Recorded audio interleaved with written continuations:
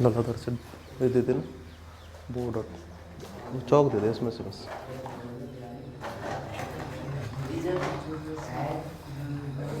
हाँ भाई देखिए, पुरानी क्लासेस में हम लोग अब तक ये पढ़ चुके थे।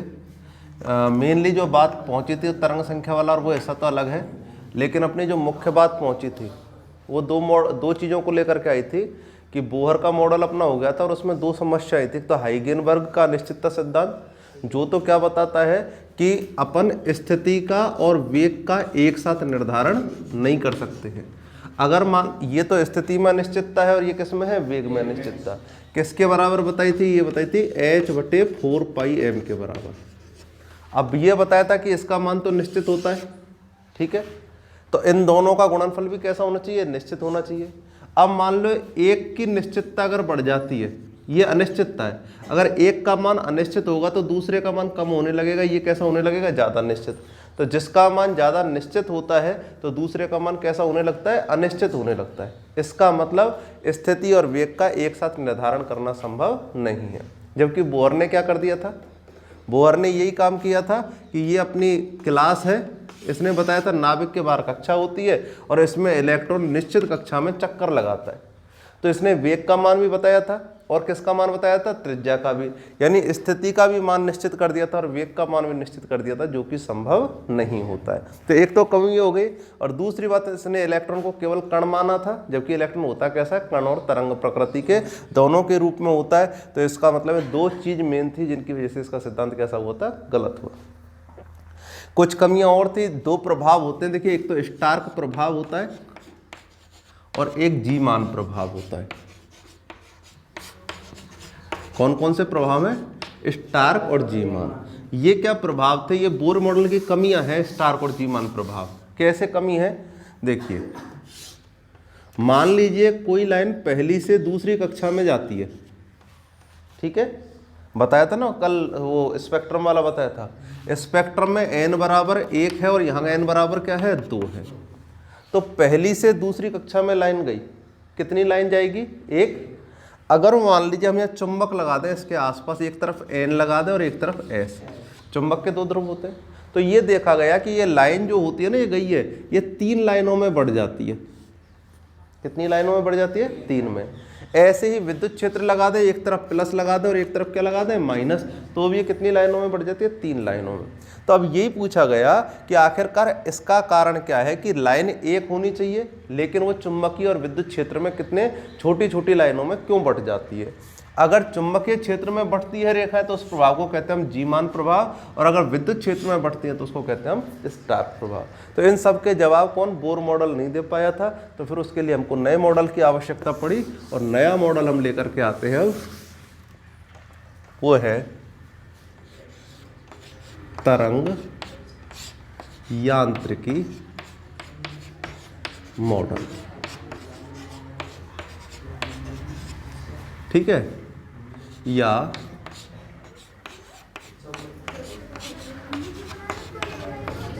Schrodinger model. ठीक है, कौन सा मॉडल आ गया, तरंग यांत्रिकी मॉडल या फिर श्रोडिंगर मॉडल। श्रोडिंगर तो वैज्ञानिक का नाम है, इसको आ जाओ, इसको इंग्लिश में बोलते हैं अपन तरंग यांत्रिकी को, तरंगों को बोलते हैं वेव, और यांत्रिकी को बोलते हैं मैकेनिक्स, और मॉडल ही है। ठीक, तो अब आप ध्यान से सुनना बात को एक एक को। ये बिल्कुल नया मॉडल आया था, फिर से एक बार देख लें हम लोग कहाँ तक पहुँचे थे, उसके बाद ही इस मॉडल तक पहुँचना, क्योंकि हमको जब तक पुराना नहीं पता तो नई चीज़ें भी नहीं पता। थॉमसन मॉडल में केवल हमको इलेक्ट्रॉनों का पता लगा था, उसके बाद रदरफोर्ड ने हमको नाभिक के बारे में स्थिति बता दी कि यहाँ नाभिक में प्रोटॉन और न्यूट्रॉन होते, और बाहर कौन चक्कर लगाते, इलेक्ट्रॉन चक्कर लगाते। उसके बाद बोहर आया, बोहर ने क्या कहा कि इलेक्ट्रॉन निश्चित ऊर्जा और निश्चित त्रिज्या की कक्षाओं में चक्कर लगाते हैं। उसकी बात भी अब गलत साबित हो रही है, क्योंकि दो वैज्ञानिक आ गए, कौन कौन से, एक तो हाइगेनबर्ग और एक मैक्स प्लांक। तो वो तो क्या कहता है, एक जना तो क्या कहता है, सॉरी दी ब्रोगली तो क्या कहता है कि कितने कैरेक्टर होते हैं पदार्थ में, 2, एक कण और एक तरंग। और दूसरा क्या बताता है, एक कहता है अनिश्चितता सिद्धांत, कि इलेक्ट्रॉन की स्थिति और वेग एक साथ निश्चित नहीं हो सकते। तो बोहर की बात गलत हो गई, क्योंकि बोहर ने बोलो पहली कक्षा के लिए त्रिज्या का मान निश्चित कर दिया था, वेग का मान भी निश्चित कर दिया। दोनों एक साथ निश्चित नहीं हो सकते हैं, एक समय में एक ही निश्चित किया जा सकता है। तो बोहर का मॉडल फेल। तो अब हम नए मॉडल की तरफ बढ़ते हैं, और वो कौन सा मॉडल है? तरंग यांत्रिकी मॉडल और श्रोडिंगर मॉडल। ठीक है, तो ये मॉडल किस पर आधारित था? पहली बात तो इस मॉडल के बारे में हम डिटेल चर्चा करने बैठे तो लगभग ये मानिए 10 से 15 क्लास लगती है अकेले मॉडल में, लेकिन हमारे में उतना नहीं है, छोटा ही है, तो हम उसी आधार पर इसकी चर्चा करते हैं। तो सबसे पहले ये जो मॉडल था, ये इलेक्ट्रॉन को कण व तरंग प्रकृति मान करके दिया गया। तो पहली बात तो यही थी कि इस मॉडल के अनुसार इलेक्ट्रॉन जो होते हैं कणीय प्रकृति के भी होते हैं और तरंग प्रकृति के। इसके लिए क्या करता है कि ये जो श्रोडिंगर वैज्ञानिक था, इसने दी ब्रोगली के द्वैत व्यवहार का और हाइगेनबर्ग के अनिश्चितता सिद्धांत का उपयोग किया, और उससे एक समीकरण निकाली उसने। उस समीकरण को इस तरह से लिखा है, तो बड़ी समीकरण देखो, पूरी समीकरण तो ऐसे। अब ये तुम्हारे समझ से अभी परे है, क्योंकि मैं इतनी कठिन ना लेकर के, है तो बीएससी में, वैसे बता रहा हूँ, पूरी समीकरण इस तरह से है।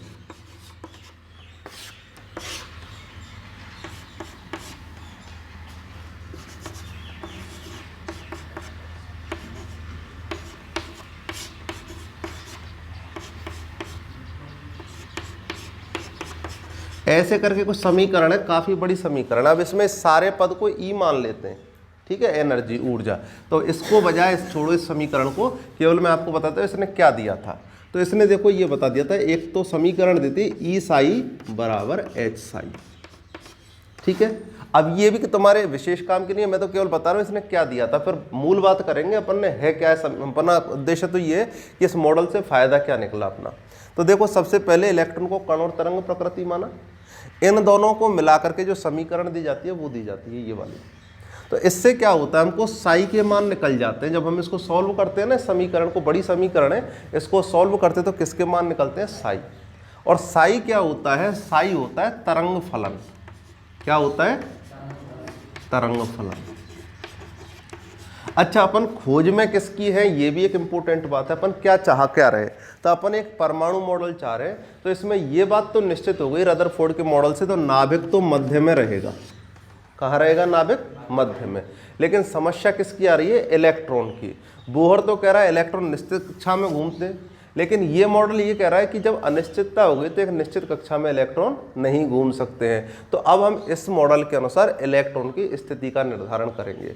तो साई क्या होता है? साई होता है, यही बात बताता है कि इलेक्ट्रॉन कहाँ पाए जाते हैं, इलेक्ट्रॉन का स्थान। तो साई किस मान को बताता है? इलेक्ट्रॉन के स्थान को। तो ये मॉडल भी जो दिया गया था हाइड्रोजन के लिए या एक इलेक्ट्रॉन या परमाणुओं के लिए दिया था, जैसे He+ हो गया, Li+2 हो गया, इनके लिए दिया गया था। अब आप ध्यान देना, इस मॉडल ने क्या कहा था। देखिए, बोहर के अनुसार तो इलेक्ट्रॉन जैसे ये वाली एक कक्षा है, कहाँ पाया जाएगा? यहाँ पर। तो किस में पाया जाएगा इलेक्ट्रॉन? कक्षा में। लेकिन इस मॉडल के अनुसार कहता है कि इलेक्ट्रॉन किसी एक कक्षा में नहीं होता, बल्कि किस में होता है? उसने कक्षा की जगह शब्द काम में लिया था, कक्षक। किस में होता है? कक्षक। और कक्षक कोई एक लाइन के रूप में नहीं होता। बोहर तो क्या कहता है? कक्षा एक लाइन के रूप में, वृत्ताकार लाइन जैसी है। लेकिन ये क्या कहता है? कक्षक होता है नाभिक के बाहर से आप चलते चलो तो ये पूरा एरिया ही क्या कहलाएगा? कक्षक। क्या कहलाएगा? कक्षक। बोलो, बात समझ में आ रही है? इसका मतलब इलेक्ट्रॉन एक निश्चित रास्ते पे चक्कर नहीं लगाता, बल्कि पूरे एक समूह के रूप में होता है। अब देखो, इलेक्ट्रॉन का क्या सिस्टम होता है? एक ही इलेक्ट्रॉन है, उसके पाए जाने की संभावना यहाँ भी हो सकती है, यहाँ भी हो सकती है। यानी इलेक्ट्रॉन रुकता नहीं है, कभी यहाँ पर मौजूद होगा, कभी यहाँ पर, कभी यहाँ पर, कभी यहाँ पर, यानी इस पूरे क्षेत्र में कभी भी कहीं भी मौजूद रह सकता है। बोलो, समझ गए कि नहीं? अब सबसे ज़्यादा कहाँ मौजूद रहता है? तो देखो, एक चीज़ होती है प्रायिकता की। जैसे मैं कहूँ, इस कमरे में जब मैं यहाँ प्रवेश नहीं करता तो विद्यार्थियों के बैठने की संभावना, ये जगह नाभिक है जहाँ मैं खड़ा होता हूँ। तो आप बताओ, विद्यार्थी के बैठने की संभावना यहाँ भी है या नहीं है? चाहे तो बैठ सकते, यहाँ भी है, इसके पीछे की लाइन में, इसके पीछे की लाइन में। बोलिए, हर लाइन में आगे तक बैठने की संभावना है कि नहीं? लेकिन क्या आप सबसे ज़्यादा प्रायिकता, सबसे कम प्रायिकता कहाँ बैठने की होगी? क्या यहाँ बैठने की सबसे ज़्यादा प्रायिकता है कि सबसे कम है? यहाँ क्यों बैठेगा? या दिखेगा नहीं, दिक्कत आएगी, बैठने के लिए फर्श भी नहीं है। जैसे जैसे उसकी जितने आराम की जगह होगी उतना ही ज़्यादा बैठने की संभावना उसकी मिलेगी। बात समझ में आ रही है? तो ऐसे ही यहाँ इलेक्ट्रॉन बैठ तो सकते हैं, लेकिन समस्या क्या है कि यहाँ पर बैठ रहने की, उनके इलेक्ट्रॉनों के पाए जाने की प्रायिकता कैसी रहती है, बहुत ही कम होती है। तो ऐसे ही यहाँ पे जो नाभिक है इसके आसपास की जगह यहाँ इलेक्ट्रॉनों के पाए जाने की प्रायिकता कम होती है, और जैसे जैसे हम दूर जाते हैं वैसे वैसे इलेक्ट्रॉन पाए जाने की प्रायिकता बढ़ती जाती है। बाकी होती पूरे क्षेत्र में, और ये पूरा क्षेत्र क्या कहलाता है? कक्षक। किस नाम से जाना जाता है? कक्षक। तो इसमें और उस मॉडल में क्या अंतर है? देखो, इस मॉडल में हो गया इलेक्ट्रॉन किस में उपस्थित होते हैं? कक्षकों में। इलेक्ट्रॉन कक्षकों में।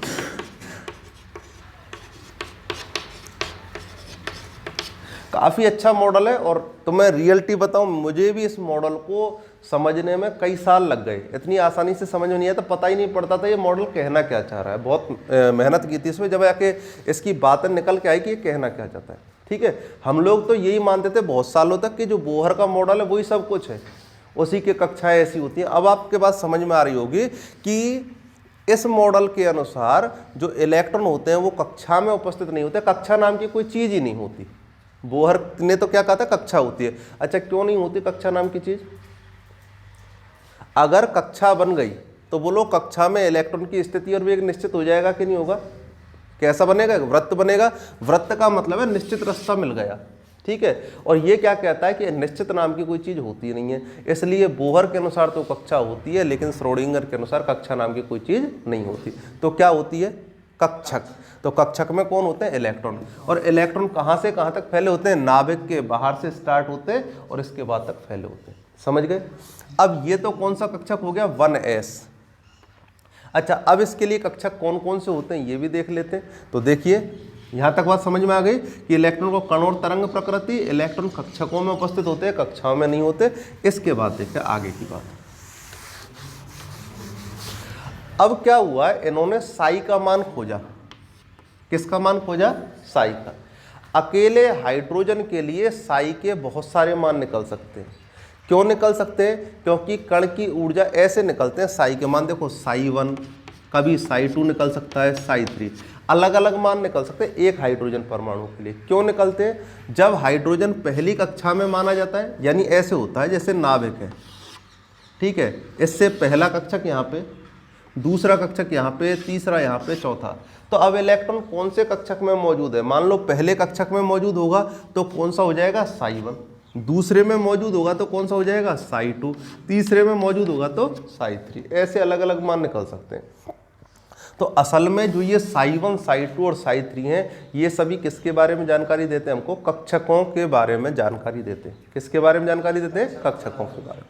तो पहली बात तो इस मॉडल से हमको जो साई 1, कुछ चीज़ें याद भी करनी है। देखो, इतना मैं नहीं कहूँगा कि आपको डायरेक्टली समझ में आ जाएंगी, बिल्कुल ही। आप तो एक बात समझ लें, तरंग यांत्रिकी मॉडल में तरंग फलनों के मान ज्ञात किए जाते हैं। प्रत्येक एक परमाणु के लिए, हाइड्रोजन परमाणु के लिए बहुत से तरंग फलन प्राप्त होते हैं। ये सभी तरंग फलन अलग अलग कक्षकों के बारे में जानकारी देते हैं। किसके बारे में जानकारी देते हैं? अलग अलग कक्षकों के बारे में। तो ये कक्षक फर्स्ट हो गया, ये कक्षक दूसरा हो जाएगा, या तीसरा। इस कक्षक से संबंधित ऊर्जा को हम E1 कहते हैं, इससे संबंधित ऊर्जा को E2, इससे संबंधित E3, ऐसे E4, E5, ऐसे लाखों मान मिल जाते हैं, और उनकी ऊर्जा और कक्षकों के बारे में ये जानकारी। अब बात आती है कक्षक होता क्या है। ठीक है, तो कक्षक की परिभाषा क्या हो गई? सीधी सीधी, वह क्षेत्र जहां इलेक्ट्रॉनों के पाए जाने की संभावना होती है उसे क्या कहते हैं? कक्षक के नाम से जानते हैं। क्लियर हो गया? तो आपको बता ही दिया था कक्षकों के बारे में। दूसरी बात, अब मैं कक्षकों के बारे में आपको थोड़ा बताता हूँ कैसे होते हैं। जैसे मान लीजिए पहली कक्षा मान ली हमने, दूसरी, तीसरी, चौथी, इस तरह से। तो पहली कक्षा की जगह ये क्या कहता है? पहली कक्षा नाम की कोई चीज नहीं होती, बल्कि 1s नाम का कक्षक होता है। ये तो कौन बता रहा है? बोहर बता रहा है। ये कौन बता रहा है? श्रोडिंगर।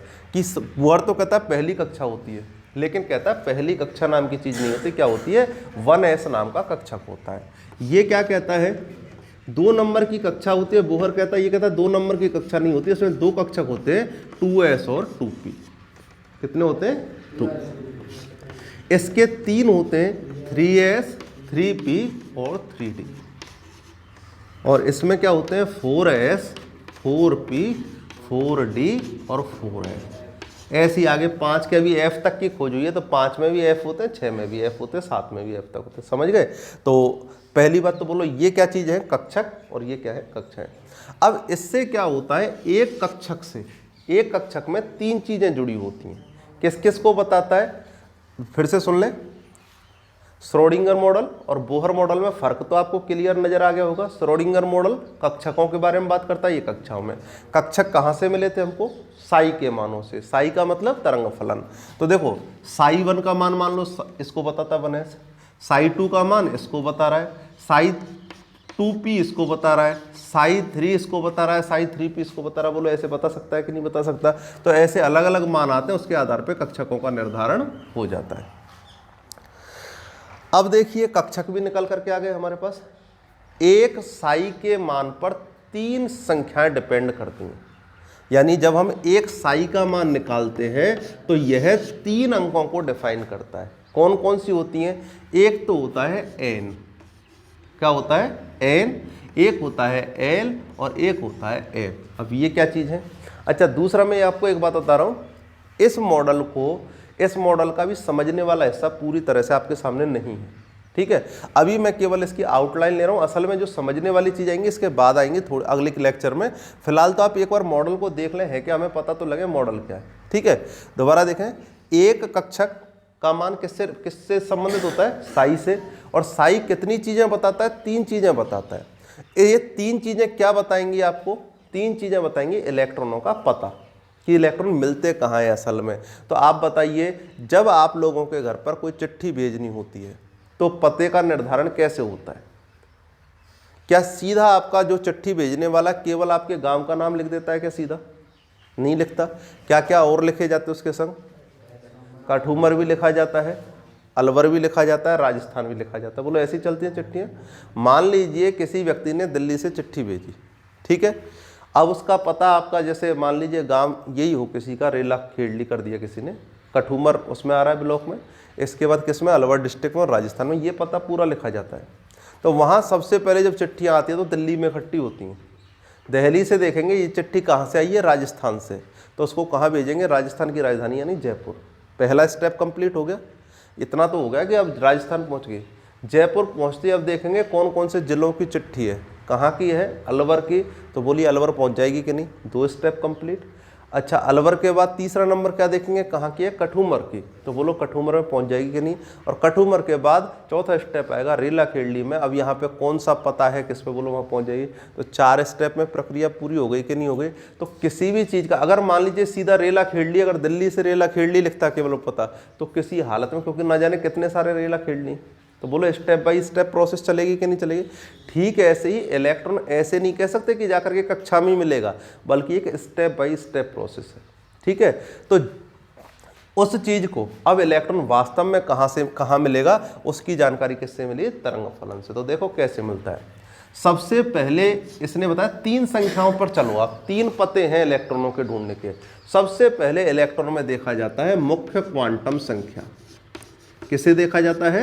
मुख्य क्वांटम संख्या। इनके नाम है ये इनका। मुख्य क्वांटम संख्याएं वही होती हैं जिनको हम कक्षा के नाम से जानते हैं। बोहर ने जिनको कक्षा कहा था वही क्या होती है? मुख्य क्वांटम संख्या। तो फर्क ये, लेकिन कक्षा को ये सिद्धांत तो मानता ही नहीं है, तो इसने इनको क्या नाम दे दिया? मुख्य क्वांटम संख्या।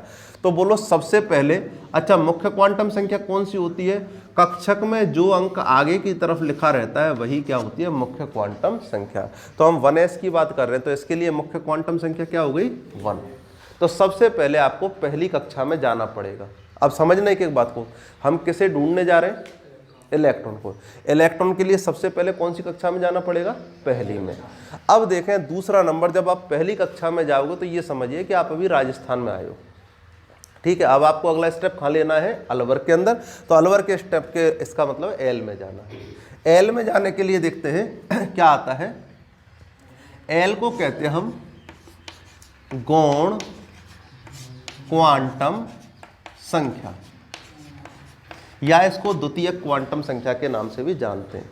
इसका मतलब क्या होता है एल का मतलब? तो एल में देखिए,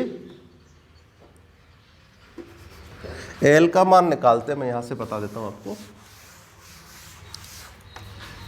एक तो एन होती है, एन का मान क्या हो सकता है पहली कक्षा के लिए 1 2 3 4 अलग अलग कक्षा के लिए हो गया। एल का मान जो निकालते हैं वो होता है 0 से n-1 तक। कहाँ से कहाँ होता है? 0 से n-1। बोलिए इसके लिए कितना आएगा मान? पहली कक्षा के लिए एल का मान कितना आएगा? 0। भाई 0 से 1 - 1 तो भी कितना आएगा? 0। 0 का मतलब होता है s। कितना होता है? s। दूसरा देखें, दूसरे के लिए कौन कौन से आएंगे? एक तो 0 तो होगी और 2 - 1 मतलब 1। तो 0 का मतलब तो s है और 1 का मतलब क्या है? p। समझ गए? दोबारा समझ लें। देखो 0 का मतलब s, 1 का मतलब p, 2 का मतलब d और 3 का मतलब f। बोलो l के मान समझ में आए? तो अब बोलो इसके लिए कौन कौन से आ जाएंगे? 0 1 2। ठीक है, देखो 0 से n-1, n-1 का मतलब क्या? n कितना है यहाँ? 3। तो 3 - 1 कितना हो गया? 2। तो 0 से 2 देखो तो 0 1 2। बोलो कौन कौन से कक्षक हो? ये कौन कौन सा बनेगा? s है, s के संग 1 लगा देंगे तो क्या बन जाएगा? 1s। यहाँ पे कौन कौन से आ जाएंगे? 2s और 2p। यहाँ कौन कौन से आ जाएंगे? 3s 3p 3d। और ये कितना हो जाएगा? 0 1 2 3 तक, n-1 है ना, तो क्या आ जाएगा? 4s 4p 4d 4s। बोलो अब आ गए कि नहीं आ गए कक्षक? इन्हें कहा जाता है उपकोष या उपकक्षक। किस नाम से जाना जाता है? उपकोष या उपकक्षाएं, ये नाम दिया जाता है। पहला क्वांटम संख्या, ये कौन सी क्वांटम संख्या हो गई? द्वितीयक। द्वितीयक का मतलब होता है ये वाली, s के लिए 0, f के लिए, तो l का मान ये हो गया। अब किसका नंबर है? m का। तो m को बोलते हैं हम चुंबकीय क्वांटम संख्या। कौन सी क्वांटम संख्या है? चुंबकीय क्वांटम संख्या। ठीक है, तीसरा पता चल रहा है, राजस्थान, अलवर, अलवर से अब कठूमर पे आ गए। ठीक है, अब यहाँ तक पहुँचते अपन को अच्छा, अब इसका वैसे समझ आता हूँ, इसका मतलब वो उसमें क्या है अपने इलेक्ट्रॉनों की भाषा में। सबसे पहले इलेक्ट्रॉन किस में मिलेंगे? कक्षाओं में। कक्षाओं में ढूंढने के बाद उपकक्षाओं में, उपकक्षाओं से अब पहुँचेंगे उनके छोटे छोटे कक्षकों में। ठीक है, सबसे ज़्यादा कहाँ मिलते हैं? कक्षकों में। तो देखिए जो s होता है उसमें केवल एक कक्षक। अच्छा, m का मान बता देते हैं पहले। इसका मान होता है -l 0 + l, यानी -l से स्टार्ट होगा, 0 तक पहुंचेगा और +l तक पहुंचेगा। देखते हैं कैसे। बोलिए यहाँ पर कितना मान है पहली कक्षा के लिए? 0। तो इसका l का मान कितना है यहाँ पे? 0। तो -0 0 0 0 ही रहेगा कि नहीं रहेगा? m का मान कितना रहेगा? 0। अच्छा, यहाँ s के लिए तो कितना रहेगा? 0। p के लिए कितना रहेगा? p के लिए कितना मान था? 1। अब बताओ इसके हिसाब से यहाँ कितना मान आएगा m का? देखो दोबारा समझ लें एक बार, ठीक है, क्योंकि देखिए चीज़ें क्लियर होना जरूरी है। दोबारा देख लें, यहाँ पर मैं एक बार इसको थोड़ा सा वो कर देता हूँ। देखो 1s के लिए कितना वैल्यू था l का? 0। 2s के लिए कितना था? 0। 3s के लिए भी कितना था? 0। और 4s के लिए भी कितना था? 0। अच्छा, 2p के लिए कितना हो गया? 1। 3p के लिए 1। 4p के लिए 1। ठीक है, इसके बाद 3d के लिए 2, 4d के लिए 2 और 4f के लिए 3। बोलो हो जाएगा? ऐसे ही था ना। अब आप बात समझना मेरी, s के लिए मान 0 है। ठीक है, किसका मान 0 है? l का। s कक्षक के लिए यानी 1s के लिए कितना मान है? 0। और इसका l का किसका मान 0 है? l का। तो l का मान 0 होगा तो -0 0 0, खत्म बात, 0 ही रहा। 2s के लिए बोलो 0 है या नहीं? तो इसके लिए भी 0 0 0। 2p के लिए देखें कितना मान है? 2p के लिए 1। 1 का मतलब क्या होगा? -1 0 + 1। बोलो बात समझ में आ रही है? तो p के लिए अब बताओ, यहाँ पर कक्षकों की संख्या केवल कितनी है? 1। यहाँ पर कितनी हो गई? 1 2 3। 3 मान है तो 3 कक्षक हो गए। समझ गए? अब देखो यहाँ पे p के लिए वापस कितने हो जाएंगे? 3। d के लिए कितने होंगे? तो देखें d का बना के देखते हैं। -2 -1 0 + 1 + 2। बोलो कितने कक्षक हो गए? 5। F के लिए देखते हैं, -3 -2 -1 0 + 1 + 2 + 3 कितने हो गए? 7। इसका मतलब ये हुआ कि सबसे पहले इलेक्ट्रॉनों को खोजने कहाँ जाएंगे? कक्षाओं में। कक्षा ना कह करके इनको क्या कहेंगे? मुख्य क्वांटम संख्याओं में। उसके बाद द्वितीय क्वांटम संख्या जिनको हम उपकक्षाएं उपकोष कहते हैं, इनमें जाएंगे। इनमें जब मिल जाएगी, इनमें अपन को रास्ता मिल गया। जैसे किसी ने कहा कि इलेक्ट्रॉन कहाँ मिलेगा? 3D में मिलेगा। कहाँ मिलेगा इलेक्ट्रॉन? 3D में। लेकिन 3D में ऐसे नहीं है जाते ही मिल जाएगा। 3D के बाद फिर किस में ढूंढना पड़ेगा? कक्षकों में। कितने कक्षक हैं डी में? 5। देखिए 1 2 3 4। हो सकता है इलेक्ट्रॉन इसमें मौजूद हो सकता है इसमें किसी में भी मौजूद हो सकता है। बोलो अब इलेक्ट्रॉनों के पाए जाने की जगह मिल गई कि नहीं मिल गई? तो इस प्रकार से हमको पता लगता है एम जो होता है वो कक्षकों की जानकारी देता है। किसकी जानकारी देता है? कक्षक की। तो एस में तो कक्षकों की संख्या होती है 1, पी में कितनी होती है? 3, डी में कितनी होती है? 5 और एफ में कितनी होती है? 7। तो ये कक्षकों के बारे में पता होना चाहिए। अब बात ये आती है, अब अगला पॉइंट है एक और। इन 3 क्वांटम संख्याओं का तो पता लग गया किससे? क्वांटम यांत्रिकी मॉडल से। तो इलेक्ट्रॉन तक पहुंच तो गए हम लोग, लेकिन अभी और इलेक्ट्रॉन की समस्या है। एक और क्वांटम संख्या। ये ठीक है कि हम कम से कम कठुमर तक पहुंच गए, राजस्थान, अलवर, कठुमर तक तो पहुंच गए।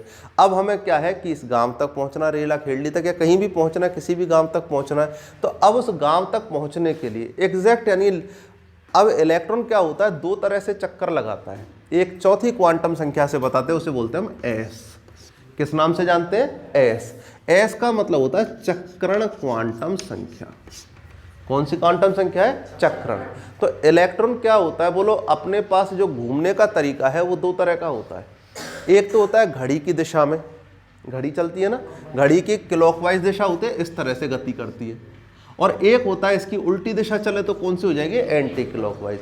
तो यहाँ पर इलेक्ट्रॉन भी इसी तरह से 2 तरह से चक्कर लगाता है, या तो घड़ी की दिशा में, घड़ी की दिशा में तो हम इस तरह से लिख देते हैं, और घड़ी की विपरीत दिशा में तो इसको उल्टा बना देते हैं। ठीक है, तो इलेक्ट्रॉन 2 तरह से चक्कर लगाता है, या तो घड़ी की समान दिशा में या फिर घड़ी की विपरीत दिशा में। कक्षक कितने हैं? ये वाले हैं। एक कक्षक में अधिकतम 2 इलेक्ट्रॉन आ सकते हैं। कितने इलेक्ट्रॉन आ सकते हैं? 2 इलेक्ट्रॉन। वैज्ञानिक आएंगे और भी, जैसे एक वैज्ञानिक था पाउली नाम का, पाउली, उसका नियम है पाउली का अपवर्जन नियम। वो क्या कहता है? एक कक्षक में अधिकतम 2 इलेक्ट्रॉन आ सकते हैं, और दोनों ही इलेक्ट्रॉन कैसे होने चाहिए? विपरीत चक्रण वाले होने चाहिए। कैसे होने चाहिए? विपरीत। तो देखिए ये आधा आधा तीर लग रहा है ना, मतलब पूरा तीर तो ऐसे लगता है, और ये कैसा है? आधा आधा। एक इलेक्ट्रॉन के लिए आधा ही मान आता है। तो इसके लिए अगर हम चक्रण का मान प्लस आधा मान लें तो इसके लिए चक्रण का मान कितना आ जाएगा? -। सही बात देखनी है कि इलेक्ट्रॉन है कहाँ पे। तो बोलो सबसे पहले इलेक्ट्रॉन कहाँ था? प्राथमिक क्वांटम संख्या में, उसके बाद द्वितीय क्वांटम में, उसके बाद तीसरी में। तीसरी में यानी कक्षक में तो इलेक्ट्रॉन मिलेगा ही मिलेगा। लेकिन इलेक्ट्रॉन सीधा सोया हुआ है या उल्टा सोया हुआ है, यानी सीधा चक्रण लगा रहा है या उल्टा चक्रण, तो उसका पता किससे लगता है? चौथी क्वांटम संख्या से, यानी एस नंबर से पता लगता है। तो कुल मिला के कितनी होती है? 4 क्वांटम संख्याएं, उनसे हमको इलेक्ट्रॉन की एग्जैक्ट स्थिति का पता लग जाता है। तो क्वांटम यांत्रिकी मॉडल था जिसमें कितनी क्वांटम संख्याएं बताई गई थी? 3। लेकिन चौथी क्वांटम संख्या भी सहायता करती है किसको? इलेक्ट्रॉन की स्थिति के निर्धारण में। तो यही मॉडल है क्वांटम यांत्रिकी मॉडल। इस मॉडल की हम एक बार इसका पूरा रिव्यू ले लेते हैं कि क्या क्या मॉडल के बारे में बात है, मैं बता देता हूँ। सबसे पहले बोहर मॉडल का जो दोष था वो यही था कि वो इलेक्ट्रॉन की अनिश्चितता सिद्धांत का पालन नहीं कर पाया और एक डुअल नेचर का नहीं कर पाया। तो इसने यानी द्वैत व्यवहार का, तो इसके लिए 2 वैज्ञानिक हाइगेनबर्ग श्रोडिंगर और दी ब्रोगली, 3 वैज्ञानिक एक साथ आए। तीनों ने अपना अपना काम किया। दी ब्रोगली ने बताया कि पदार्थ के 2 व्यवहार होते हैं। हाइगेनबर्ग ने बताया कि पदार्थ की स्थिति निश्चित नहीं की जा सकती, वेग के साथ एक संग दोनों को निश्चित नहीं कर सकते। तो उन दोनों के सिद्धांत को उपयोग करके किसने काम में लिया? इसने श्रोडिंगर ने। और श्रोडिंगर ने एक समीकरण निकाली। वो समीकरण बताई थी ना मैं, ऐसा ही सही, वो तो किसका मिश्रण है? वो तो है द्वैत व्यवहार को समझाने के लिए। और जो ये बात बता रहे हैं कि इलेक्ट्रॉन कहाँ पाए जाते हैं? कक्षा में नहीं होते बल्कि कक्षक में होते हैं, ये कौन सी चीज का परिणाम है? हाइगेनबर्ग के अनिश्चितता सिद्धांत। तो उस सिद्धांत से ये पता लगता है मतलब श्रोडिंगर से कि इलेक्ट्रॉन किसी एक निश्चित कक्षा में चक्कर नहीं लगाते बल्कि कक्षकों में पूरे में कहीं भी मौजूद हो सकते हैं। कहीं पर इलेक्ट्रॉनों के पाए जाने की प्रायिकता कम होती है और कहीं पर ज़्यादा। जहाँ पर इलेक्ट्रॉनों के पाए जाने की प्रायिकता सबसे ज़्यादा होती है उन स्थानों को कहते हैं कक्षक, और कक्षकों से संबंधित जो मान निकाले उसने उसे कहते हैं हम तरंग फलन। किस नाम से जानते हैं? तरंग फलन। तरंग फलन क्वांटम संख्याओं से संबंधित होता है। क्वांटम संख्याएं वे संख्याएं होती हैं जो इलेक्ट्रॉनों की स्थिति का पूरा पता देती हैं। चार तरह की क्वांटम संख्या होती है। प्राथमिक क्वांटम संख्या या मुख्य है, ये एक कक्षा के बारे में बताती है। दूसरी होती है गौण क्वांटम संख्या, ये उपकक्षा या उपकोष के बारे में। उपकक्षा या उपकोष 4 प्रकार के होते हैं। एस जिसके लिए एल का मान 0 है, पी, डी, एफ। उसके बाद अगला नंबर किसका जाएगा? एम यानी चुंबकीय क्वांटम संख्या है। ये संख्या कक्षकों के बारे में जानकारी देती है। एस के लिए 1 कक्षक, पी के लिए कितने हैं? 3, डी के लिए 5 और एफ के लिए 7। मान इनके हैं ही है, -1 0 इस तरह से। और कक्षकों में भी इलेक्ट्रॉन किस प्रकार से उपस्थित है, यानी वो कैसे चक्रण कर रहे हैं। इलेक्ट्रॉन दक्षिणावर्त चक्रण है या वामावर्त है, क्लॉकवाइज है एंटी क्लॉकवाइज, इसके बारे में चुंबकीय वो चक्रण क्वांटम संख्या बताती है। तो ऐसे 4 क्वांटम संख्याओं के बारे में जानकारी किसने दी थी? श्रोडिंगर ने दी थी। कल हम इन चारों क्वांटम संख्याओं के बारे में पढ़ेंगे, ठीक है। ये तो अपन ने केवल एक मॉडल पढ़ा है। अब चारों क्वांटम संख्याओं के लिए मान कैसे निकालें, किस तरह से आपसे क्वेश्चन पूछा जाता है, इसके बारे में पढ़ेंगे। तो कल चर्चा करते हैं, ठीक है। इसको देखना अच्छे से।